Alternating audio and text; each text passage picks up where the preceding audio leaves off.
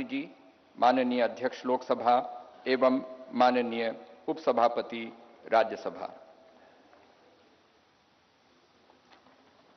संसद के नवनिर्मित भवन के प्रेरणा स्रोत एवं मार्गदर्शक और जिन्होंने पूरे विश्व में भारत का सम्मान बढ़ाया है, ऐसे भारत के माननीय प्रधानमंत्री परम श्रद्धेय श्री नरेंद्र मोदी जी को सुनने के लिए हम सभी आतुर हैं।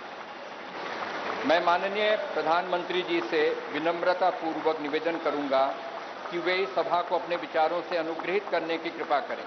माननीय प्रधानमंत्री जी।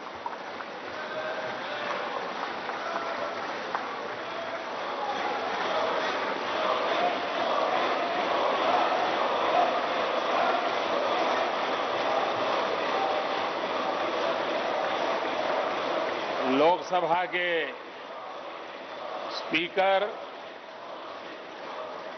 आदरणीय श्री ओम बिरला जी, राज्यसभा के उपसभापति श्री हरिवंश जी, माननीय सांसदगण, सभी वरिष्ठ जनप्रतिनिधि, विशिष्ट अतिथि, अन्य सभी महानुभाव और मेरे प्यारे देशवासियों, हर देश की विकास यात्रा में कुछ पल ऐसे आते हैं जो हमेशा के लिए अमर हो जाते हैं।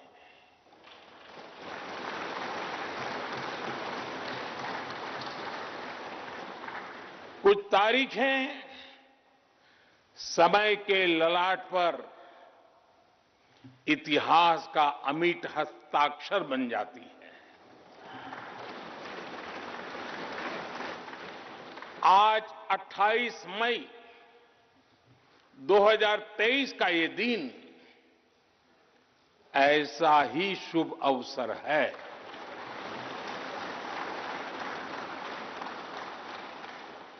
देश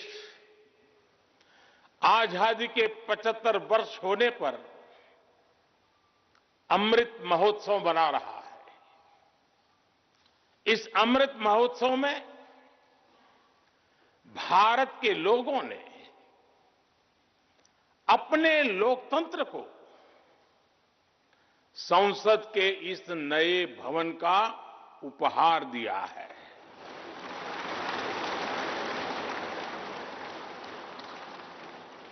आज सुबह ही संसद भवन परिसर में सर्वपंथ प्रार्थना हुई है। मैं सभी देशवासियों को भारतीय लोकतंत्र के इस स्वर्णिम क्षण की बहुत बहुत बधाई देता हूं।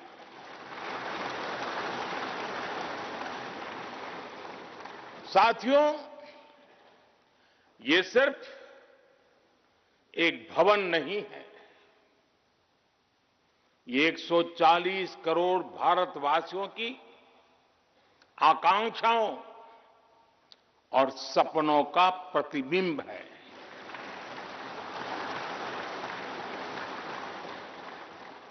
ये विश्व को भारत के दृढ़ संकल्प का संदेश देता हमारे लोकतंत्र का मंदिर है।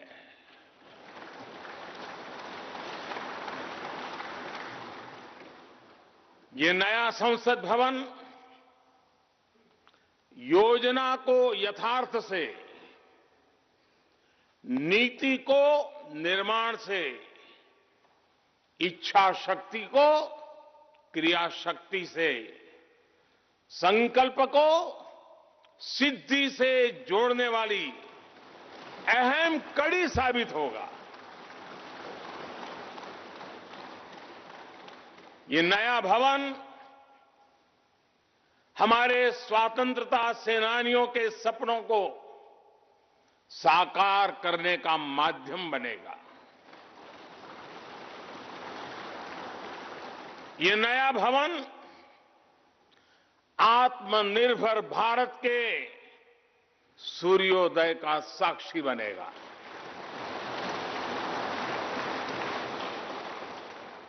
ये नया भवन विकसित भारत के संकल्पों की सिद्धि होते हुए देखेगा। ये नया भवन नूतन और पुरातन के सह अस्तित्व का भी आदर्श है। साथियों, नए रास्तों पर चलकर ही नए प्रतिमान गढ़े जाते हैं।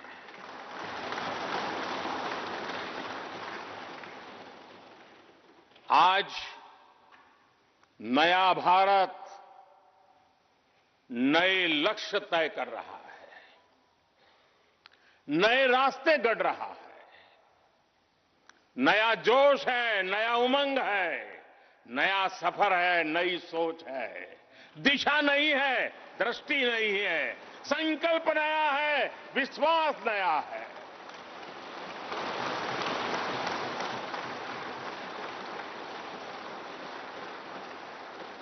और आज फिर एक बार पूरा विश्व भारत को, भारत के संकल्प की दृढ़ता को, भारतवासियों की प्रखरता को, भारतीय जनशक्ति की जिजीविषा को आदर और उम्मीद के भाव से देख रहा है।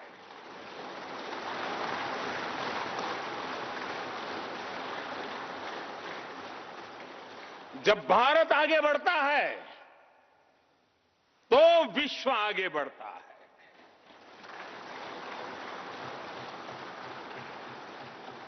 संसद का ये नया भवन भारत के विकास से विश्व के विकास का भी आह्वान करेगा।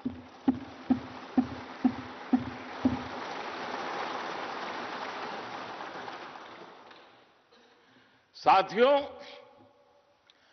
आज इस ऐतिहासिक अवसर पर कुछ देर पहले संसद की इस नई इमारत में पवित्र सेंगोल की भी स्थापना हुई है।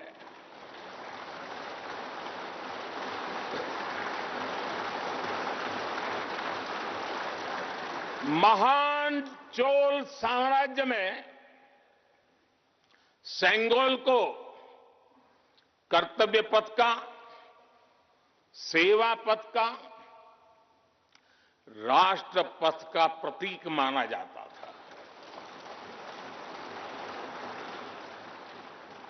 राजा जी और आदीनम के संतों के मार्गदर्शन में यही सेंगोल सत्ता के हस्तांतरण का प्रतीक बना था। तमिलनाडु से विशेष तौर पर आए हुए आदीनम के संत आज सुबह संसद भवन में हमें आशीर्वाद देने उपस्थित हुए थे। मैं उन्हें पुनः श्रद्धापूर्वक नमन करता हूं। उनके ही मार्गदर्शन में लोकसभा में ये पवित्र सेंगोल स्थापित हुआ है। पिछले दिनों मीडिया में इसके इतिहास से जुड़ी बहुत सारी जानकारी उजागर हुई है। मैं इसके विस्तार में नहीं जाना चाहता हूं, लेकिन मैं मानता हूं ये हमारा सौभाग्य है कि इस पवित्र सेंगोल को हम उसकी गरिमा लौटा सके हैं, उसकी मान मर्यादा लौटा सके। जब भी इस संसद भवन में कार्रवाई शुरू होगी, ये सेंगोल हम सभी को प्रेरणा देता रहेगा। साथियों, भारत एक लोकतांत्रिक राष्ट्र ही नहीं, बल्कि लोकतंत्र की जननी भी है, मदर ऑफ डेमोक्रेसी भी है। भारत आज वैश्विक लोकतंत्र का भी बहुत बड़ा आधार है। लोकतंत्र हमारे लिए सिर्फ एक व्यवस्था नहीं, एक संस्कार है, एक विचार है, एक परंपरा है। हमारे वेद हमें सभाओं और समितियों के लोकतांत्रिक आदर्श सिखाते हैं। महाभारत जैसे ग्रंथों में गणों और गणतंत्रों की व्यवस्था का उल्लेख मिलता है। हमने वैशाली जैसे गणतंत्रों को जीकर दिखाया है। हमने भगवान बसवेश्वर के अनुभव मंटपा को अपना गौरव माना है। तमिलनाडु में मिला 900 ईस्वी का शिलालेख आज भी हर किसी को हैरान कर देता है। हमारा लोकतंत्र ही हमारी प्रेरणा है। हमारा संविधान ही हमारा संकल्प है। इस प्रेरणा,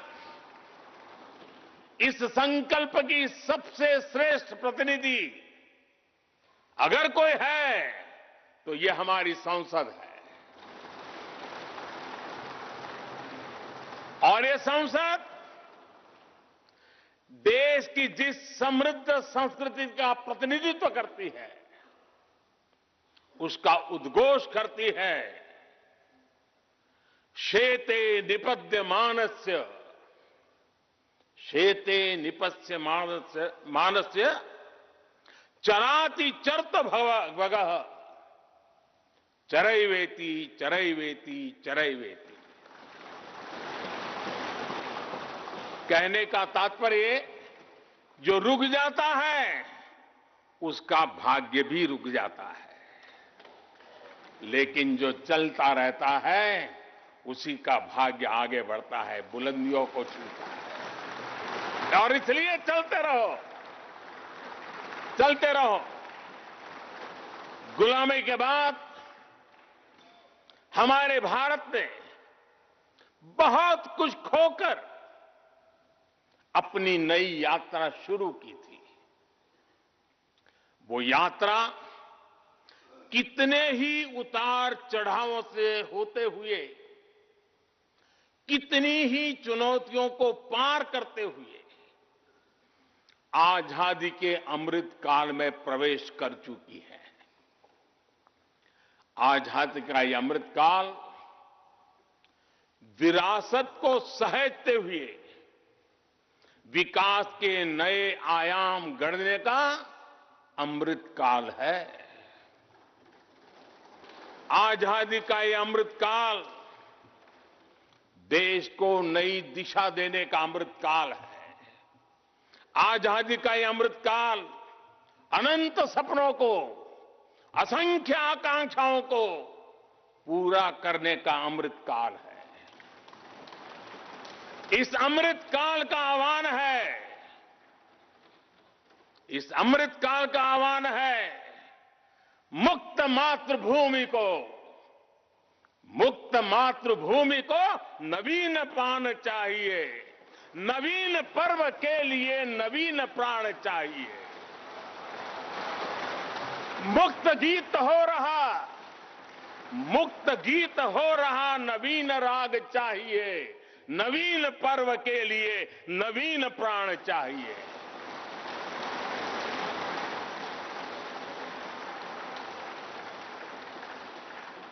और इसलिए भारत के भविष्य को उज्जवल बनाने वाली इस कार्यस्थली को भी उतना ही नवीन होना चाहिए,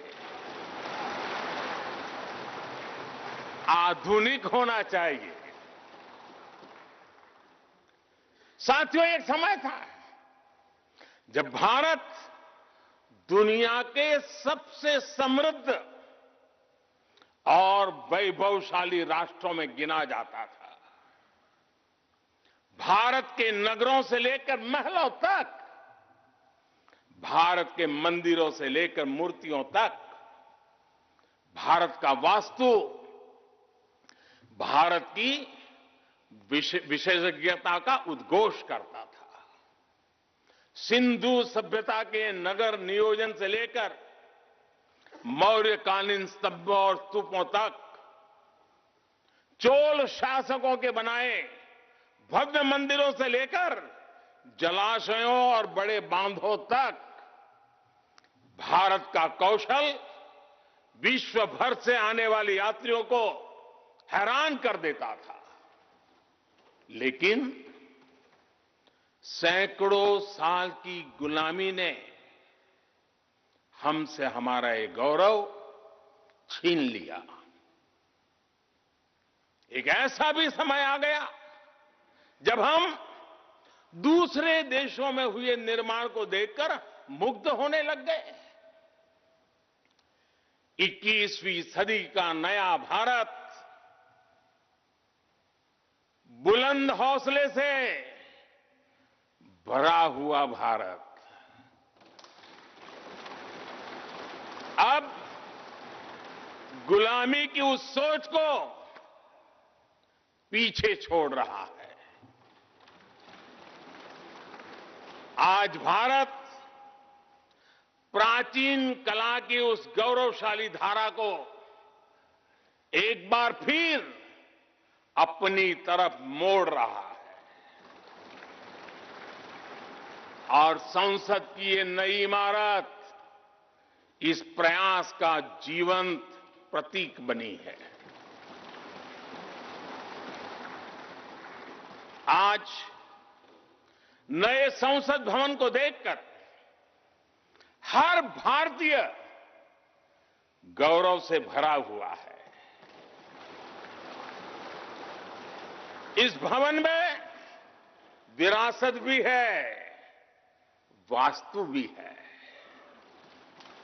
इसमें कला भी है, कौशल भी है, इसमें संस्कृति भी है और संविधान के स्वर भी है। आप देख रहे हैं कि लोकसभा का आंतरिक हिस्सा, यहां भी देखिए, यहां भी देखिए, राष्ट्रीय पक्षी मोर पर आधारित है। राज्यसभा का आंतरिक हिस्सा राष्ट्रीय फूल कमल पर आधारित है और संसद के प्रांगण में हमारा राष्ट्रीय वृक्ष बरगद भी है। हमारे देश के अलग अलग हिस्सों की जो विविधता है, इस नए भवन ने उन सबको समाहित किया है। इसमें राजस्थान से लाए गए ग्रेनाइट और बलुआ पत्थर लगाए गए हैं। ये जो लकड़ी का काम आप देख रहे हैं ना, वो महाराष्ट्र से आई है। यूपी में भदोही के कारीगरों ने इसके लिए अपने हाथ से कालीनों को बुना है।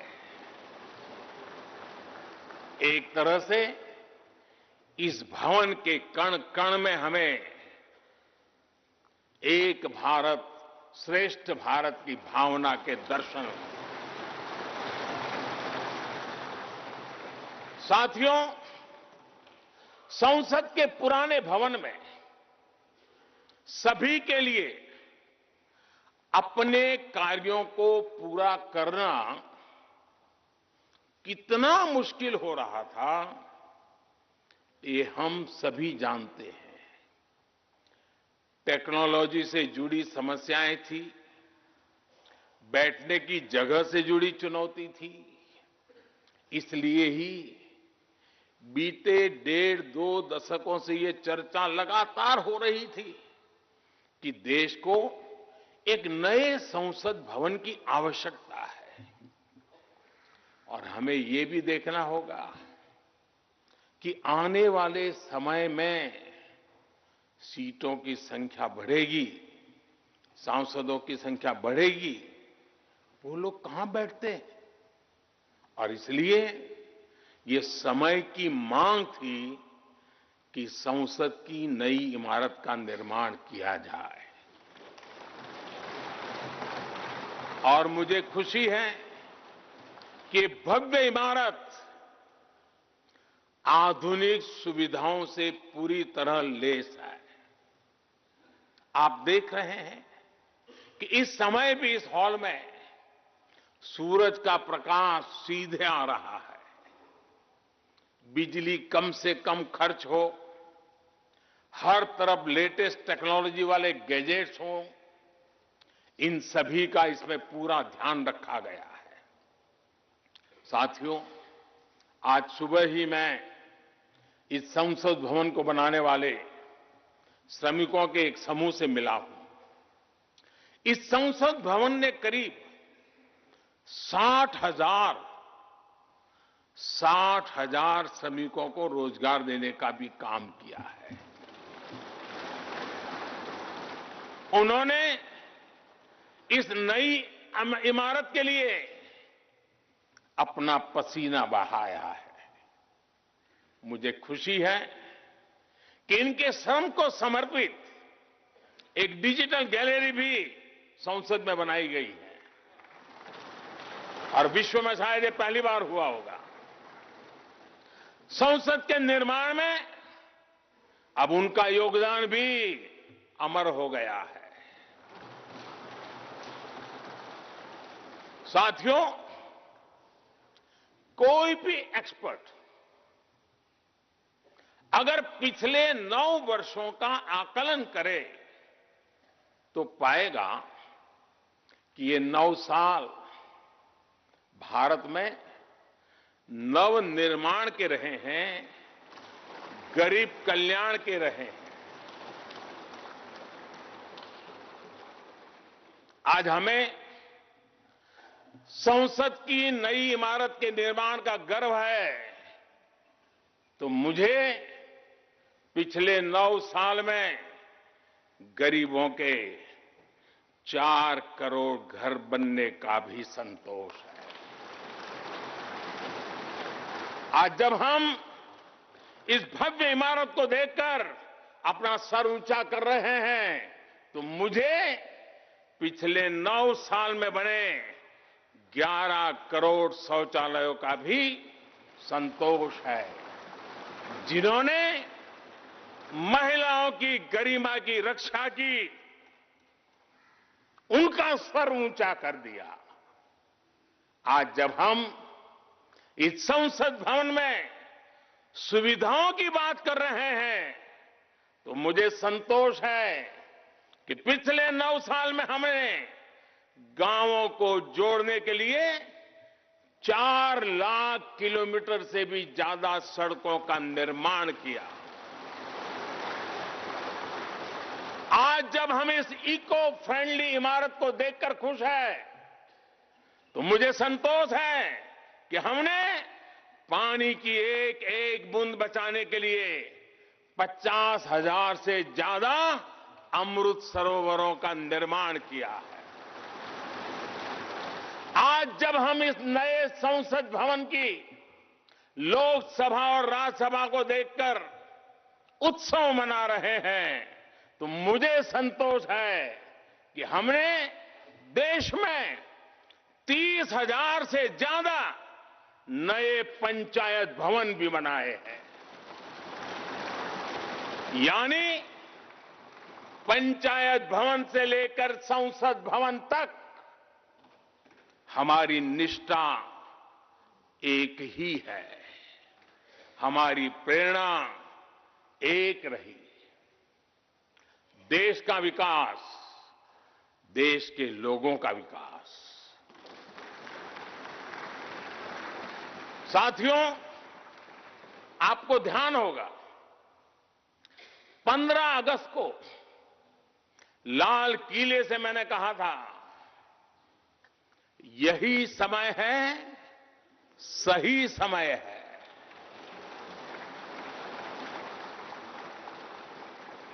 हर देश के इतिहास में ऐसा समय आता है जब देश की चेतना नए सिरे से जागृत होती है। भारत में आजादी के 25 साल पहले, 47 के पहले 25 साल याद कीजिए, आजादी के 25 साल पहले ऐसा ही समय आया था।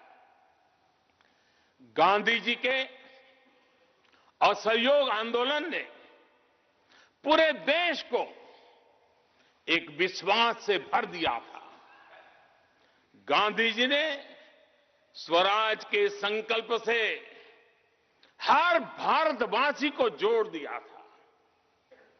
ये वो दौर था जब हर भारतीय आजादी के लिए जी जान से जुट गया था।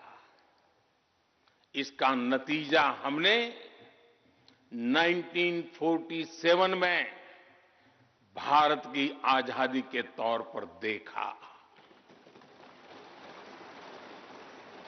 आजादी का ये अमृतकाल भी भारत के इतिहास का ऐसा ही पड़ाव है। आज से 25 साल बाद भारत अपनी आजादी के 100 वर्ष पूरे करेगा। हमारे पास भी 25 वर्ष का अमृत कालखंड है। इन 25 वर्षों में हमें मिलकर भारत को विकसित राष्ट्र बनाना है।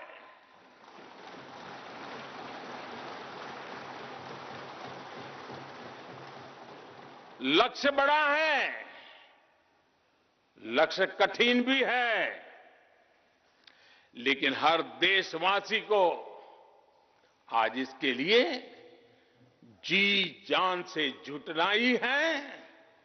नए प्रण लेने हैं, नए संकल्प लेने हैं, नई गति पकड़नी है। और इतिहास गवाह है कि हम भारतीयों का विश्वास सिर्फ भारत तक ही सीमित नहीं रहता। हमारी आजादी की लड़ाई ने दुनिया के बहुत सारे देशों में उस समय एक नई चेतना जागृत कर दी थी। हमारी आजादी की लड़ाई से भारत तो आजाद हुआ ही, साथ ही कई देश आजादी की राह पर चल पड़े।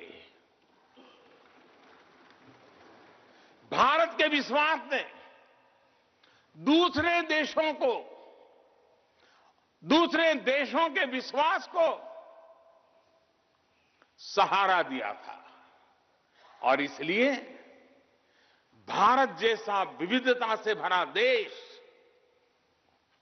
इतनी बड़ी आबादी वाला देश, इतनी सारी चुनौतियों से लड़ने वाला देश जब एक विश्वास के साथ आगे बढ़ता है तो इससे दुनिया के अनेक देशों को प्रेरणा भी मिलती है। भारत की हर सफलता आने वाले दिनों में दुनिया के अलग अलग भूभाग में अलग अलग देशों की सफलता के रूप में प्रेरणा का कारण बनने वाली है। आज यदि भारत तेजी से गरीबी दूर करता है तो ये कई देशों को गरीबी से बाहर आने की प्रेरणा भी देता है। भारत का विकसित होने का संकल्प कई और देशों का संबल बनेगा। इसलिए भारत की जिम्मेदारी और बड़ी हो जाती है। और साथियों, सफलता की पहली शर्त सफलता की पहली शर्त सफल होने का विश्वास ही होती है। ये नया संसद भवन इस विश्वास को नई बुलंदी देने वाला है। ये विकसित भारत के निर्माण में हम सभी के लिए नई प्रेरणा बनेगा। ये संसद भवन हर भारतीय के कर्तव्य भाव को जागृत करेगा। मुझे विश्वास है इस संसद में जो जनप्रतिनिधि बैठेंगे वे नई प्रेरणा के साथ लोकतंत्र को नई दिशा देने का प्रयास करेंगे।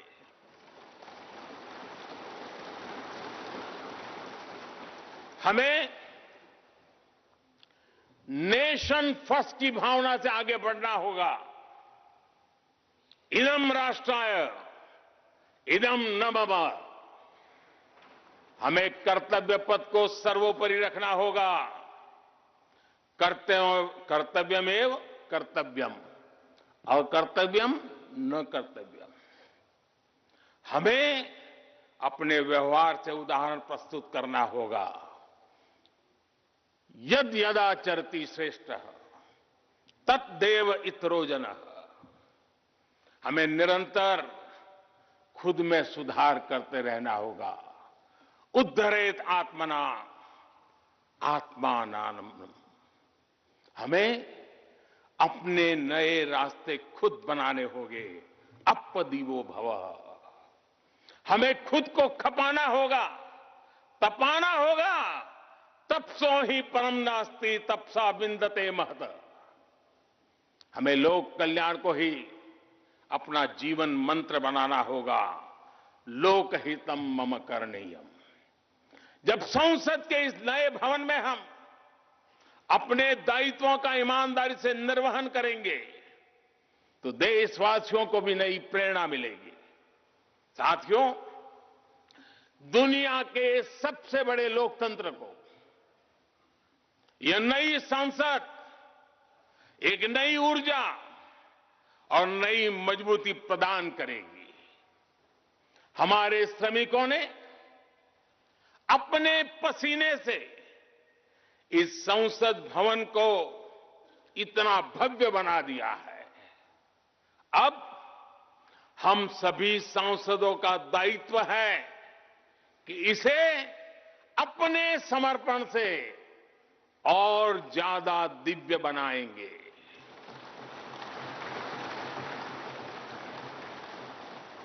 एक राष्ट्र के रूप में हम सभी 140 करोड़ भारतीयों का संकल्प ही इस नई संसद की प्राण प्रतिष्ठा है।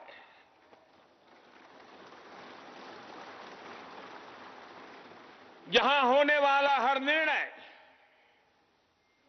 आने वाली सदियों को सजाने संवारने वाला है।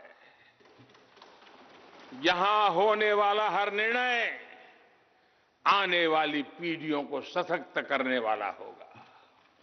यहां होने वाला हर निर्णय भारत के उज्ज्वल भविष्य का आधार बनेगा। गरीब, दलित, पिछड़ा, आदिवासी, दिव्यांग समाज के हर वंचित परिवार के सशक्तिकरण का, वंचितों को वरीयता का रास्ता यहीं से गुजरता है। इस नए संसद भवन की हर ईंट, हर दीवार, इसका कण कण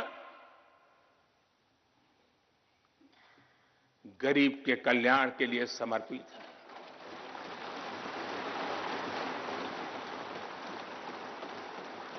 अगले 25 वर्षों में संसद के इस नए भवन में बनने वाले नए कानून भारत को विकसित भारत बनाएंगे। इस संसद में बनने वाले कानून भारत को गरीबी से बाहर निकालने में मदद करेंगे। इस संसद में बनने वाले कानून देश के युवाओं के लिए, महिलाओं के लिए नए अवसरों का निर्माण करेंगे। मुझे विश्वास है संसद का यह नया भवन नए भारत के सृजन का आधार बनेगा। एक समृद्ध, सशक्त और विकसित भारत नीति, न्याय, सत्य, मर्यादा और कर्तव्य पथ पर और सशक्त होकर चलने वाला भारत।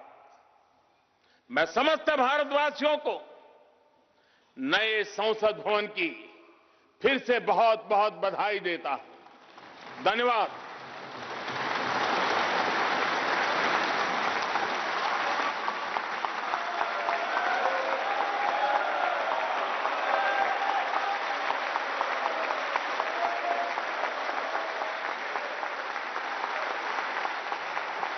धन्यवाद माननीय प्रधानमंत्री जी। गणमान्य अतिथिगण, भारत की संसद के नवनिर्मित भवन के लोकार्पण का कार्यक्रम अब यहीं समाप्त होता है। आप सभी को इस ऐतिहासिक अवसर पर पधारने के लिए हृदय से धन्यवाद।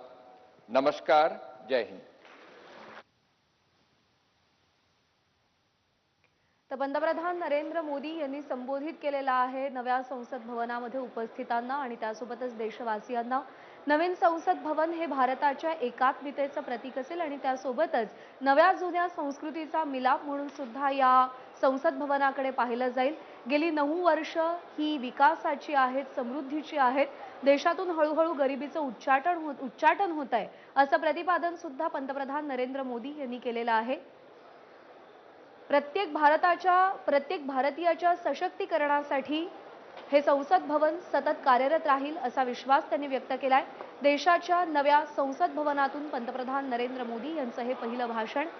नवीन भवन हे भारतीयांच्या स्वप्नांचं प्रतिबिंब आहे आणि आत्मनिर्भर भारताचा साक्षीदार म्हणून हे नवीन संसद भवन दिमाखात उभं राहिलेलं आहे असं सुद्धा पंतप्रधान नरेंद्र मोदी म्हणाले आहेत।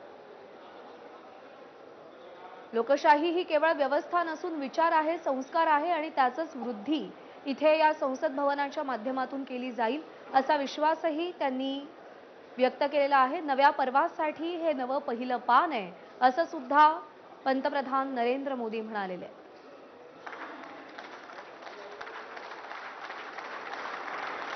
नव्या संसद भवनाचा लोकार्पण सोहळा संपन्न झालाय। आज सकाळपासूनच या सोहळ्याला सुरुवात झालेली होती। दिवसाच्या सुरुवाती